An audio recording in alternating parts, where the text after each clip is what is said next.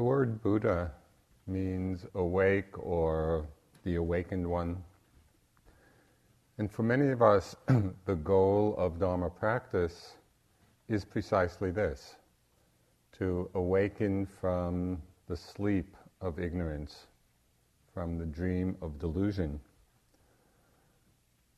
And we actually have a glimpse of this possibility every time we wake up in the morning, as we awaken from deep sleep, or we come out of a dream state.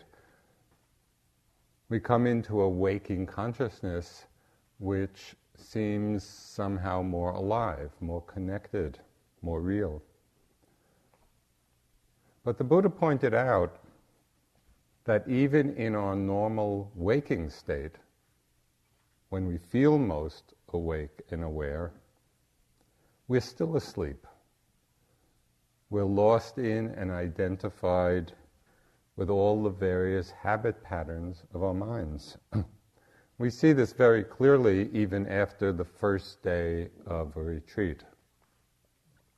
I'm sure you've noticed how often the mind hops on trains of association, gets lost in thought, memories, judgments, reactions, plans, desires, or simply a stream of random thoughts which carry us away again and again. Even in our normal waking state, what we call wakefulness, most of the time we're really not aware of what's going on.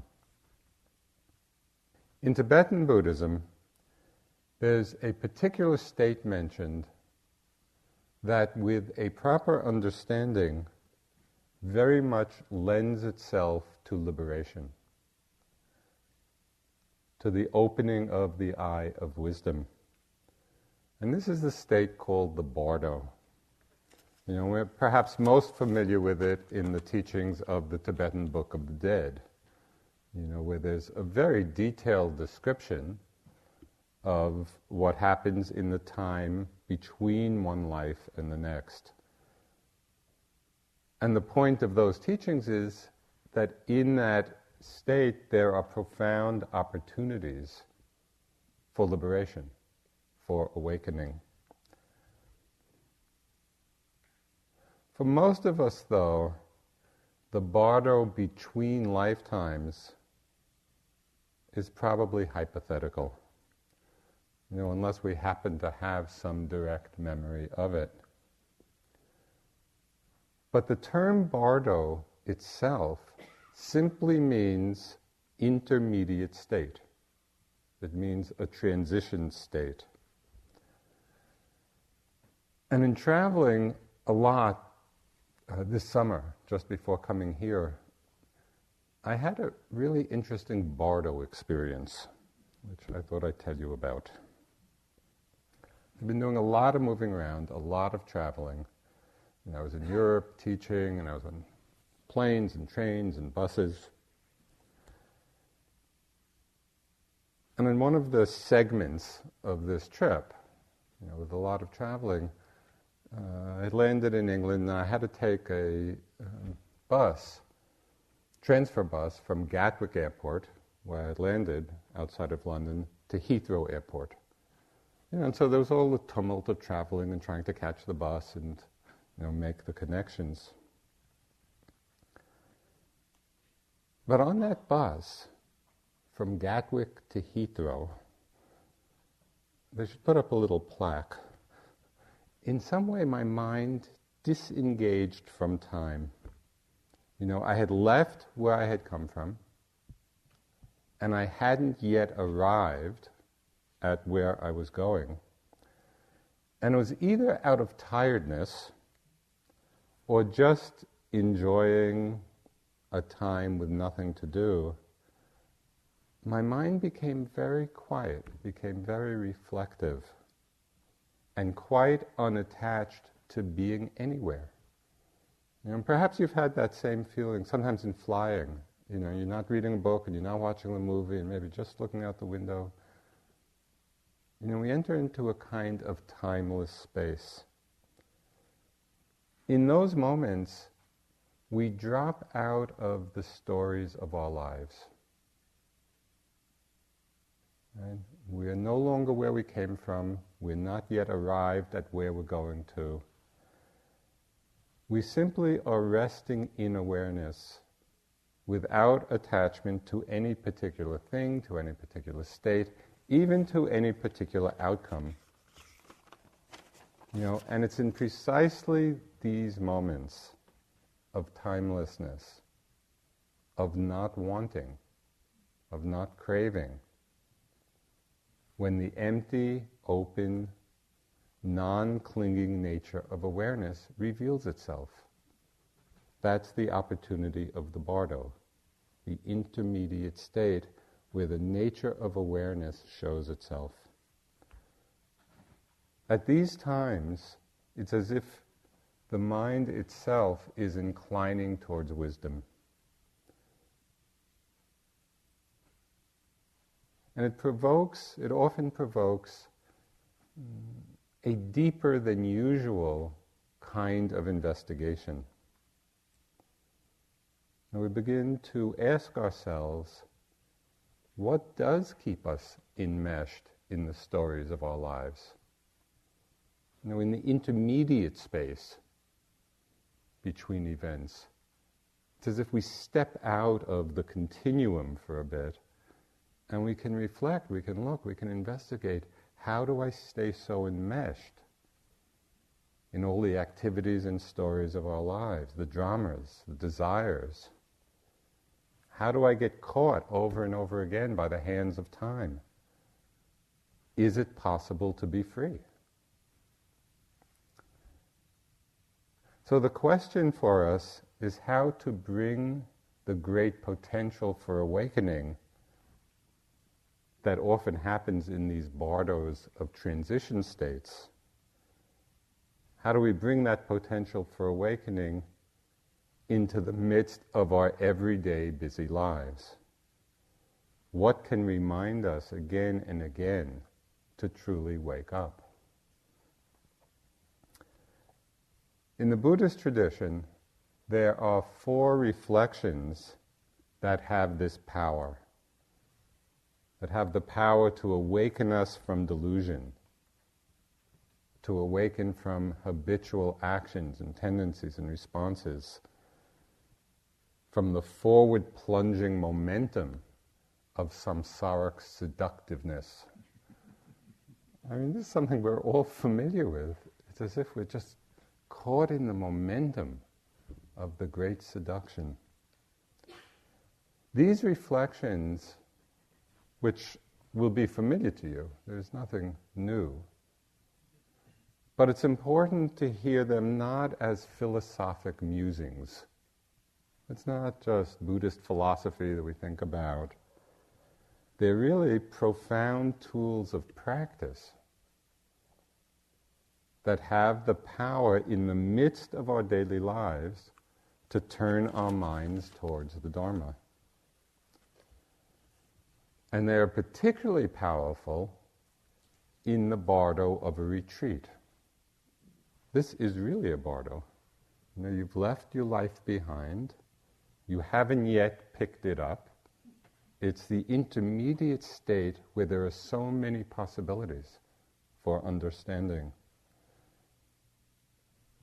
If we consider these 4 reflections during this time when our minds and hearts are so open, they really enter into our mind stream. They can influence our mind stream, sowing the seeds of remembrance throughout our lives when we are more engaged in activities. So the first of these reflections is a reflection on the preciousness of our human birth. How many times have you heard this? Probably for those of you who are experienced meditators, probably many times. But how often do we really reflect on it? How often do we really take the deep meaning of it? The Buddha had such a vast vision of the universe So many different realms of existence, higher ones and lower ones, countless world systems, immeasurable expanses of space and time. The Buddhist worldview is huge. Lives without beginning. And he taught how difficult and rare it is to have a human birth. In this vast scope of the universe, taking birth as a human is difficult, it's rare, it's precious. He said it's like arriving at a great treasure island where every possible happiness and the highest good is attainable, is achievable. I mean, it's an amazing opportunity when we reflect on it. It's just normally we're so caught up in our lives we don't stop to appreciate the possibilities that this precious human birth offers. As humans, as we know, there's just that right mix of happiness and suffering that reminds us to wake up. The heaven realms are a little too happy. The lower realms, a little too much suffering. Here, it's just right. Enough ease so that we actually can pay attention, and enough suffering to keep poking us to look.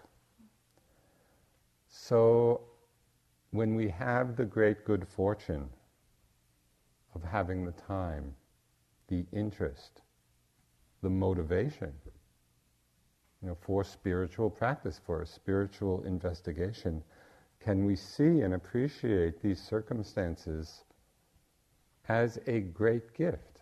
It's really a tremendous blessing in our lives, and not take them for granted or think that these conditions will always be there. It's a precious human birth. It's precious, it's rare.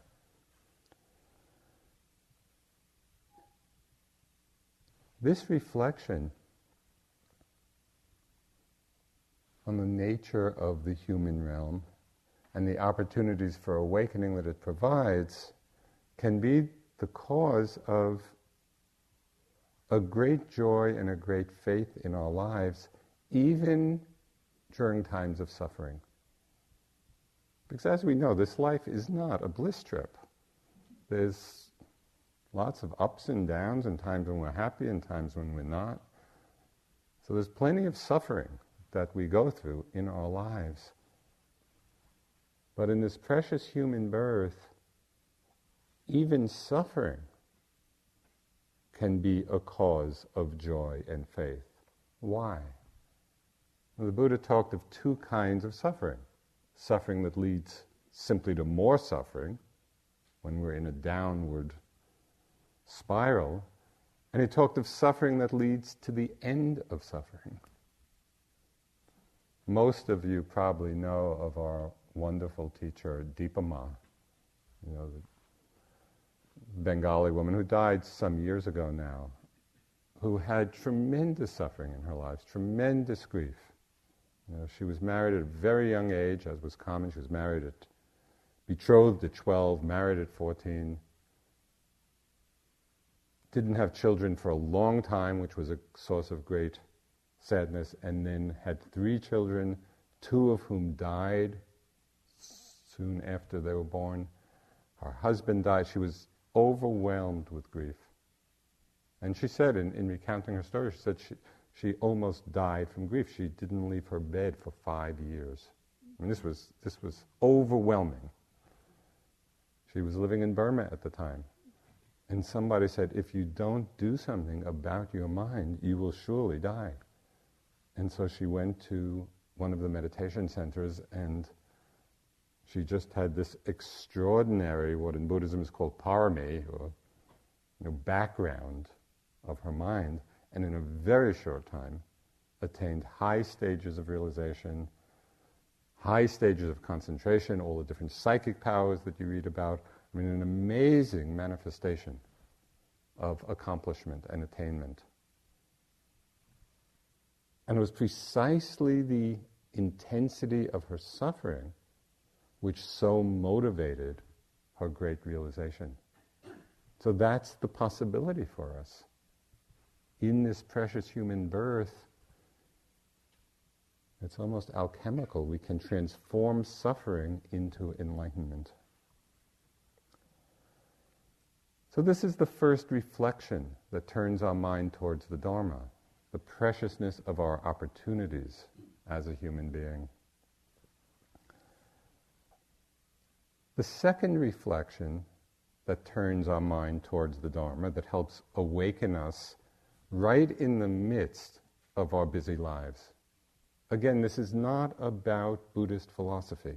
It's about what we do with our minds, how we see, how we perceive.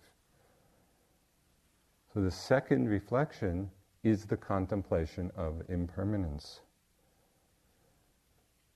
Now, what's so striking about this is that we could go up to anybody on the streets of Woodacre, San Francisco, any place, and ask them, do things change? Everybody would say things change. It's not a secret. It's not an esoteric teaching. And yet, we know it, and everyone knows it, on an intellectual level, on a conceptual level. But somehow, we need to bring it down to the level of a living wisdom. It's not enough just, oh yes, everything changes. This reflection as one that turns the mind towards the Dharma requires something more. It requires a deep looking into and seeing directly, intimately, the truth of change. There was a student of Suzuki Roshi, who, as you know, was the founder of the San Francisco Zen Center.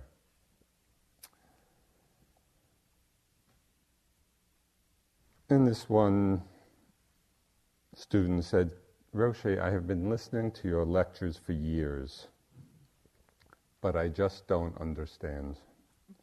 Could you please put the teachings in a nutshell? Can you reduce Buddhism to one phrase?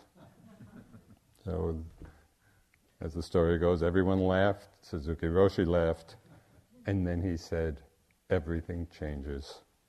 Then he asked for another question. If we had to put Buddhism into one phrase, everything changes. Because if we could really see that and really know that deeply and intimately, the implication of that insight would be that we don't cling to anything.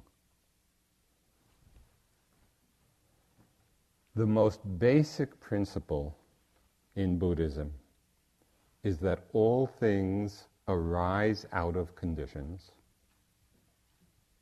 that things happen because the appropriate conditions for their arising are there, and that these conditions are always changing. Now, so many times we've seen or know people who are living peaceful, stable, comfortable lives, and then in one moment something can happen, something can change, and everything is turned upside down. It might be a natural disaster. It might be an earthquake or a flood or a fire. It could be a random act of violence. Could be a war. Could be a disease. None of us are exempt from these changes. We think because our lives are stable and relatively comfortable at any particular time, we just assume that it will go on like that, because we have not contemplated deeply and clearly the great truth of change.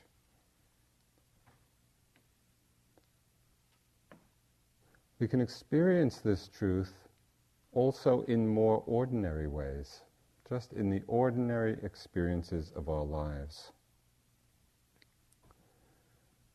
And when we're paying close attention, when we're not distracted, we see that in every moment things are disappearing and new things are arising. It's not only each day or in each hour, but in every single moment. Something arises and passes, arises and passes. It's like water flowing over a waterfall. So if you can remember between now and the end of the talk, at the end of the talk when you go out, when you begin walking, just watch carefully the flow of changing experiences. The flow of changing sights and sounds, and the touch of the air on your skin, and the sensations of movement, as you walk, and the different thoughts that come and go, and the mood that you might be in. Just the very ordinary flow of events that are happening all the time when our attention is keen. When we're really paying attention carefully, this truth of change, of momentary change, becomes so obvious and so vivid. Notice what happens to each of these experiences as they arise. Do they last even more than a moment?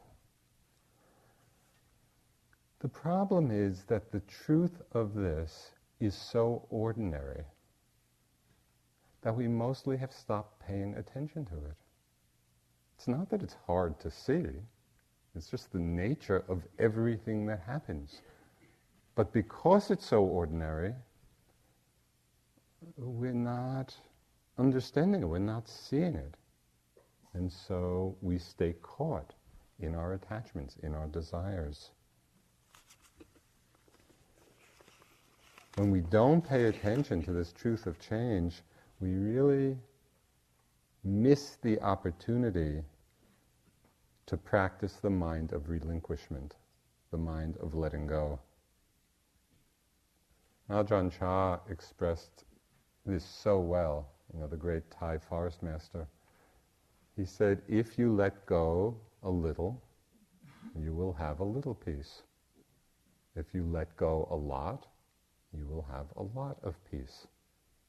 If you let go completely, you will have complete peace. Your struggles with the world will have come to an end.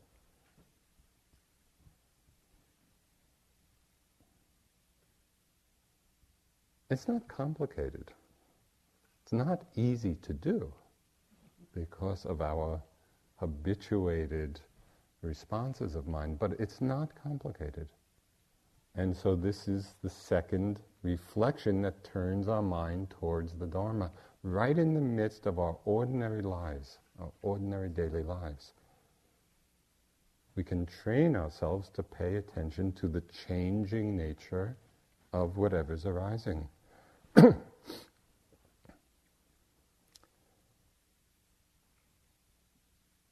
Some careful observations of other obvious truths also has the power to jolt us out of perhaps our usual sense of complacency, out of our deeply rooted habit patterns of clinging. A simple and profound reflection,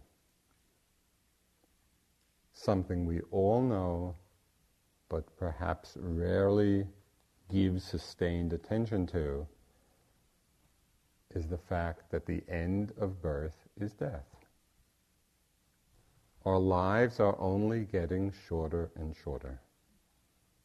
That's the direction it's going in.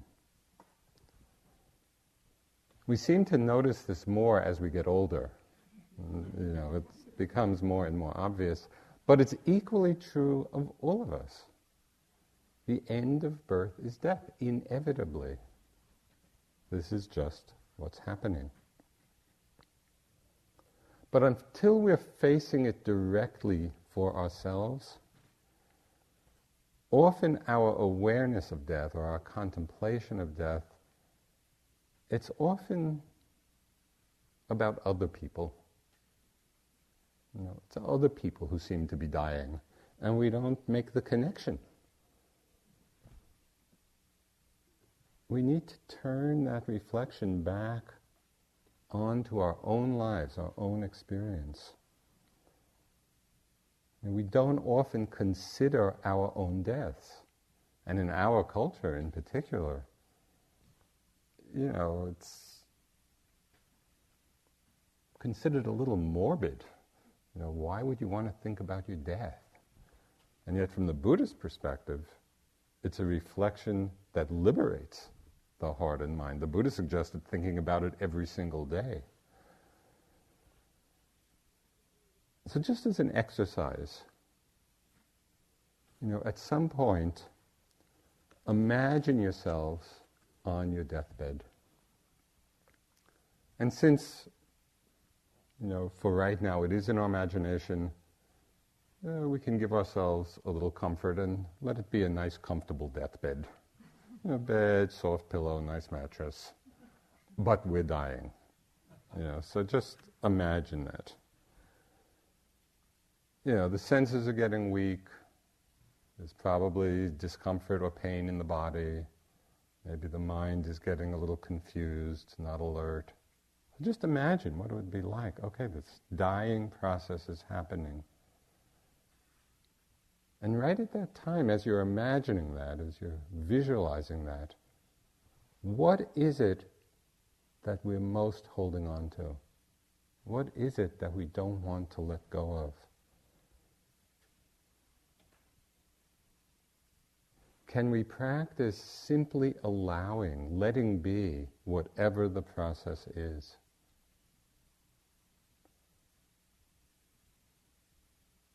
And of course, the trick of this is not to wait until we're dying to practice this. This is what we want to be practicing now in each moment. T.S. Eliot, in the Four Quartets, beautiful few lines when he really expressed this so succinctly, this possibility of openness, of relinquishment. And he wrote, "A condition of complete simplicity, costing not less than everything. And all shall be well, all manner of things shall be well." Such a beautiful expression. Can we connect with that mind, that heart of complete simplicity, costing not less than everything? Not holding on, allowing openness. And all shall be well, all manner of things shall be well. So as we reflect on this truth of impermanence, and again as a reminder, it's not an intellectual reflection. This is a practice. As we actually practice seeing the impermanence in all of these different aspects of our lives, whether it's moment to moment, whether it's the big changing circumstances of our lives, whether it's the understanding that the end of birth is death, at whatever level we are connecting with this truth of impermanence, it's helpful to see what's our attitude about it. Do we let the truth of it, the magnitude of it, do we let it in? Does it inspire us? Does it frighten us? We really need to look to see the effect of it as we're doing this practice. One of the people who has most inspired me in this regard is Henry David Thoreau. And many of you probably know he died quite young. I think he was in his 40s. And I believe it was of TB. Very sick, and a lot of pain in the body. And this is from a biography of Thoreau. Somebody was writing about him and the time of his death. They said, "Henry was never affected, never reached by his illness. Very often I've heard him tell his visitors that he enjoyed existence as well as ever. He remarked to me, this line is the line. Okay. This line is our practice. He remarked to me that there was as much comfort in perfect disease as in perfect health, the mind always conforming to the condition of the body. Now that's remarkable. The mind just opening to, allowing, conforming to the condition of the body. There was as much comfort in perfect disease as in perfect health. That's quite a way of relating to experience. The thought of death, he said, could not begin to trouble him. None of his friends seemed to realize how very ill he was, so full of life and good cheer did he seem. One friend, as if by way of consolation, said to him, "Well, Mr. Thoreau, we must all go." Henry replied, "When I was a very little boy, I learned that I must die, so of course I am not disappointed now. Death is as near to you as it is to me." And when his Aunt Louisa asked him if he had made his peace with God, he answered, "I did not know we had ever quarreled, Aunt."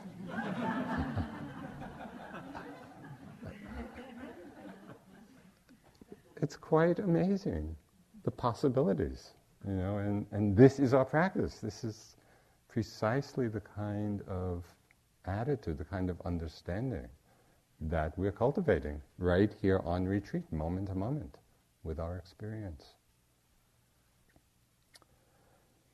So the third reflection that turns our minds towards the Dharma is what is known in the Buddhist teachings as the law of karma, which is the understanding, as you know, that all of our actions have consequences, that actions bring results.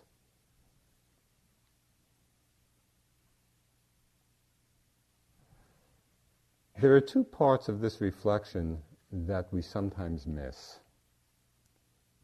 And we all live our lives knowing on some level that actions bring results. That's why we do things. We do things because we're expecting a certain result. But what we don't often understand is, from the Buddhist point of view, it's not just that an action brings the immediate visible result, in the near future. The Buddha is saying that each of our actions brings many, many, many kinds of results over time. And so we may do something now, and it bears a karmic fruit perhaps in years, or in the Buddhist scheme of things, maybe even over lifetimes. So when we hear actions bring results, we need to understand that in a very expanded way. And the second piece that sometimes we overlook, and the Buddha made this very important clarification, and it's a clarification which really makes possible, our own happiness and peace in the world, and that is that what most completely determines the result of an action is not the action itself, but the motivation behind it. So the Buddha is pointing to the overarching importance of motivation. In one teaching it says, everything rests on the tip of motivation. When the Dalai Lama was speaking about this, he said something that was so un-American. He said, the true value of an action is not measured by its success or failure, but by the motivation behind it. Mostly in our society we measure the success of an action. Did it succeed or did it fail? That's how we measure the value of it.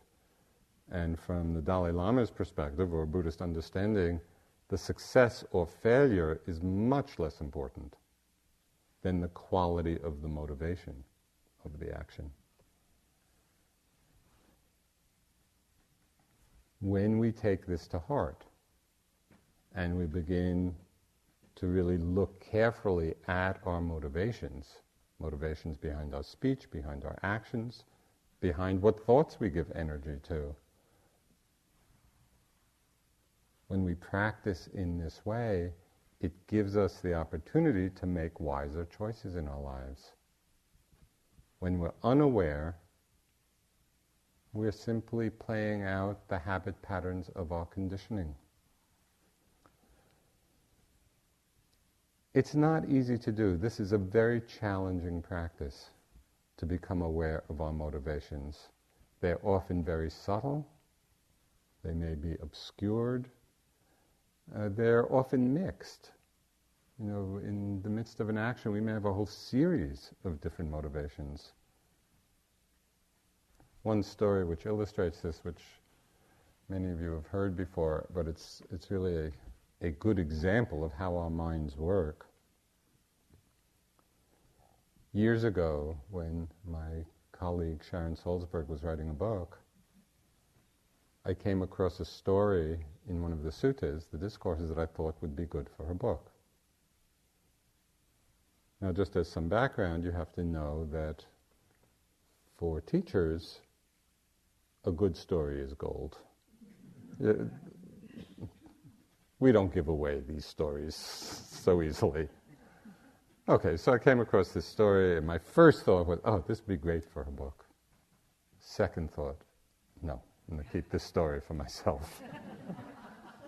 Third thought, no, that's just being selfish. I'm going to give her the story. But I'm going to tell her what I'm going through so she'll be in my debt.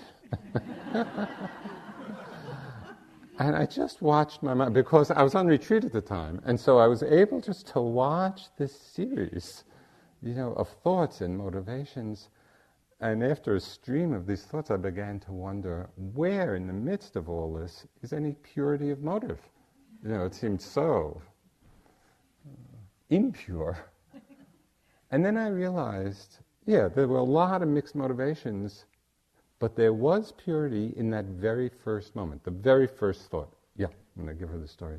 And I realized that even though there was a whole sequence of mixed motives, if I could see them, it was always possible to let the unwholesome ones go and go back to that first impulse. Here's the story, which I ended up doing, and she didn't even want it. But it makes a good story. And it does point just to the complexity of this particular practice. However, given the importance of motivation in terms of understanding the law of karma and how our lives unfold, whether they unfold towards greater suffering or towards greater happiness, it becomes essential that we refine our sensibilities, that we really learn to look with, it really takes a great honesty and a courage to see, okay, what actually are my motives behind this action, behind this interaction? Steve mentioned last night that people come to retreat also with a variety of motivations. For some people, it really is a time just of cooling out, of stress reduction, which is great, we need it. For some people, it may be, that we're in the midst of some real psychological or emotional suffering, dukkha, and we want to understand it or disentangle a bit. For other people, it may be the aspiration for awakening.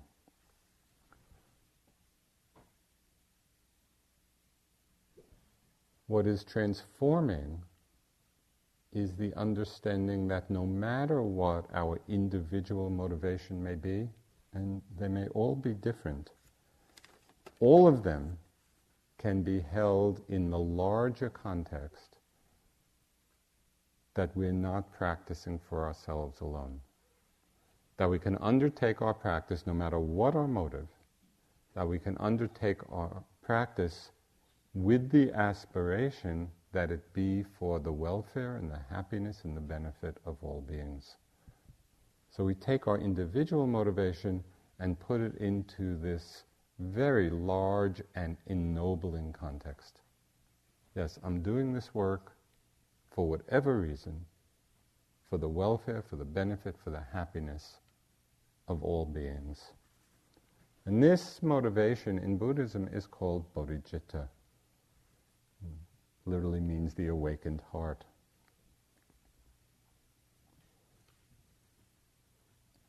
It's beautifully expressed by the great Indian adept Shantideva, who was, I think, 8th century or 7th century in India.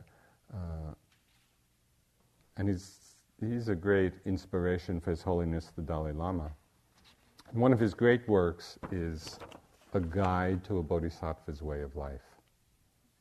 So it's a guide to living an enlightened life with this aspiration of bodhicitta. So this is a few lines from what is called the seven-branched prayer, and it expresses this aspiration.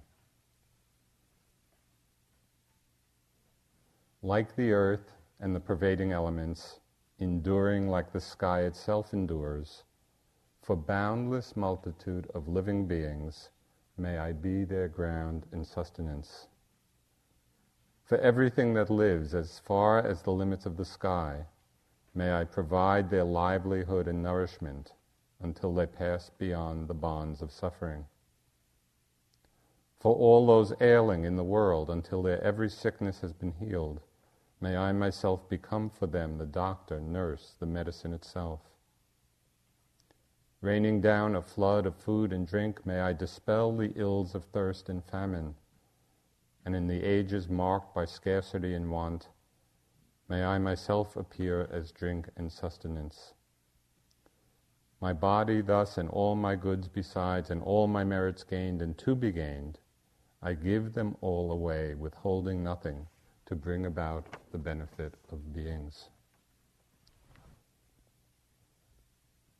That's an amazing aspiration, to dedicate one's life, to dedicate one's practice to the welfare and the benefit and the happiness of all beings.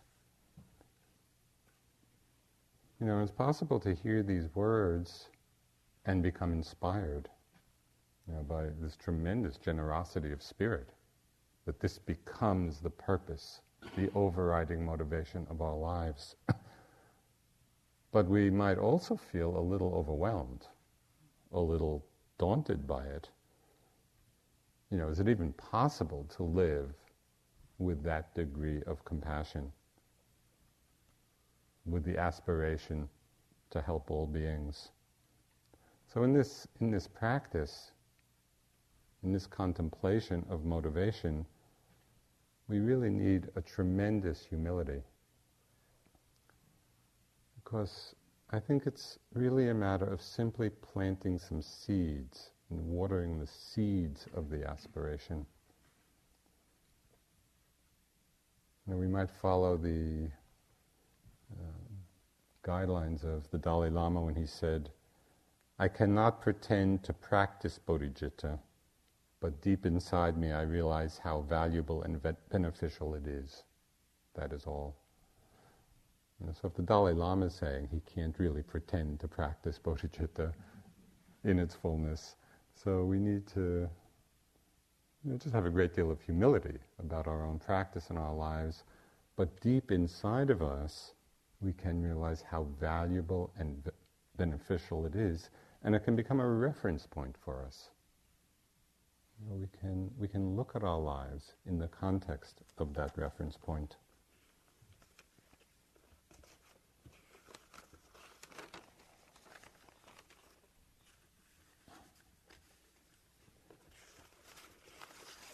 So there's the mind-changing reflection on the precious human birth. It's the reflection and the refinement of our perception of change and impermanence. There's the reflection on the law of karma and the overriding importance of motivation and understanding what our motivations are. And the fourth reflection, that in the midst of our daily lives, in the midst of the busyness of our lives, can turn our mind towards the Dharma is the reflection on what is called the defects of samsara. Now, samsara is a Pali and Sanskrit word, and it means or refers to perpetual wandering. According to the Buddha's teachings, until we awaken from this dream of ignorance, we're all wandering through different realms of experience, from the lowest to the highest and back again. It's like a bee buzzing around in a jar. It buzzes to the top, it buzzes to the bottom, circling around. And we can see this process within one lifetime. We can see this process within one day. Just today, or you can watch tomorrow, how many different worlds do we create in our minds? Riding the roller coaster of continually changing moods and emotions and thoughts. You might be sitting having very happy thoughts about your family, and then feeling frustrated about something at work. Maybe there's excitement about some future plan, some vacation you're going to take, or anger at somebody difficult in your life, despair about the state of the world, calm from the meditation, or being out in nature. And it's just this endless cycle of thoughts and feelings and emotions and sensations and experiences without end. The play of the mind simply goes on and on and on. That's the meaning of samsara. Now, in contrast to this cycle of momentary rebirths in different states, just as a glimpse of another possibility, notice carefully the experience when you emerge, when you awaken from being lost in a thought or an emotion. During the day, you know what it's like to be lost. We're watching the breath or something, and then just carried away in some thought, lost, and then all of a sudden, we awaken, we become mindful that we've been thinking. Usually people jump right back to some object. Instead of jumping right back, pay careful attention to that moment of waking up from being lost. That is a taste, a real, genuine taste of wakefulness. So instead of judging ourselves for having been lost, we can take delight in the fact of awakening. So you can be delighted thousands of times a day, because as many times as you get lost, that many times do you eventually wake up. Pay attention to what the quality of the mind is like. It's somewhat analogous, not exactly, but it's somewhat analogous to stepping out of this samsaric cycle. It's like how we feel when we come out of a movie theater, so engaged with the movie, so caught up emotionally, then we step out of the theater, that sudden momentary reality shift. Oh yeah, that was just a movie. Well, we need to wake up to emerge from the movies of our minds. What seems so real and solid from one perspective becomes truly transparent from another. When you wake up from being lost in a thought, what reality does that thought have? We were so lost in it, so engaged, and so much drama, and then we wake up and say, oh, it's just a thought. Nothing much there. So we get a real taste of the possibility of freedom.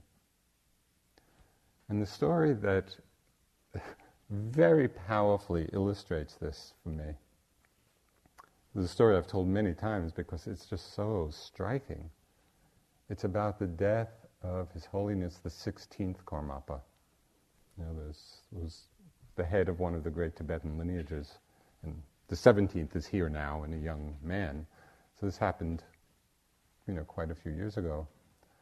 So the 16th, Karmapa, was very sick. He was in Illinois, in a small town outside of Chicago, dying of cancer, body riddled with cancer. And he had a lot of students around. And as he was dying, they were full of a lot of grief and despair and sadness. And it said that at a certain point, the Karmapa turned to them and said, "Don't worry, nothing happens." When we're in the movie and there's life and death and romances and love and being chased and falling off cliffs, and is anything really happening? None of that is really happening. It's just pixels of light creating an appearance which we believe in. From the perspective of a great enlightened being like the Karmapa, all of this that we take to be so real and so solid, it's like those pixels of light. Don't worry, nothing happens.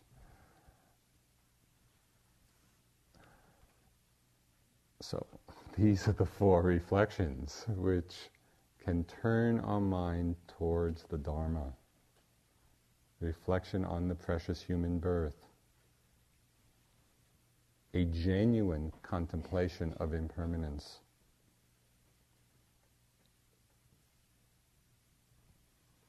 Understanding deeply the law of karma, that our actions have results, many results, over time, and that the results are determined by motivation. So highlighting the importance of understanding our own motivations behind our actions. And the 4th is understanding the defects of samsara, just this endless cycling, of mind states and worlds when we're lost in what happens, and the possibility of emerging from that into freedom.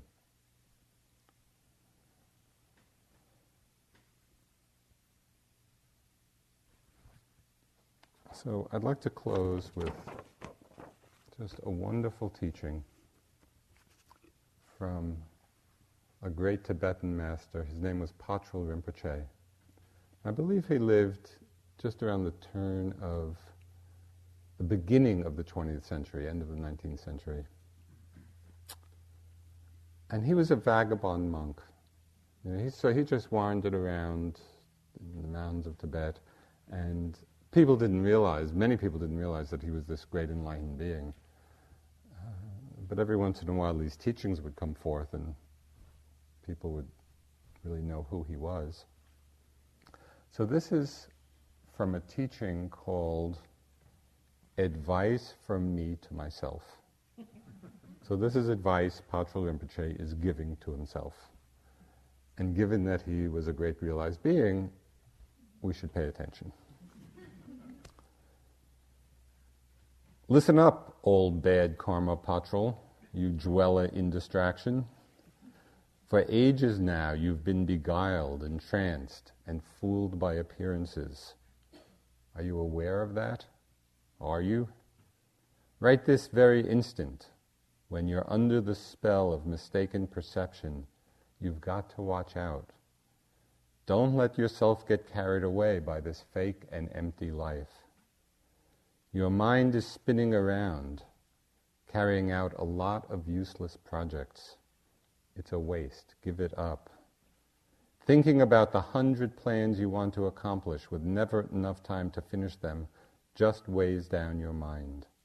You're completely distracted by all these projects which never come to an end, but keep spreading out more like ripples in water. Don't be a fool. For once, just sit tight. You beat your little damaru, those little Tibetan drums, and your audience thinks it's charming to hear. You're reciting words about offering up your body, but you still haven't stopped holding it dear. All this Dharma practice equipment that seems so attractive, forget about it. Even though you don't know how to practice, just let go of everything. That's what I really want to say. If you let go of everything, everything, everything, that's the real point. Let's sit for a few moments.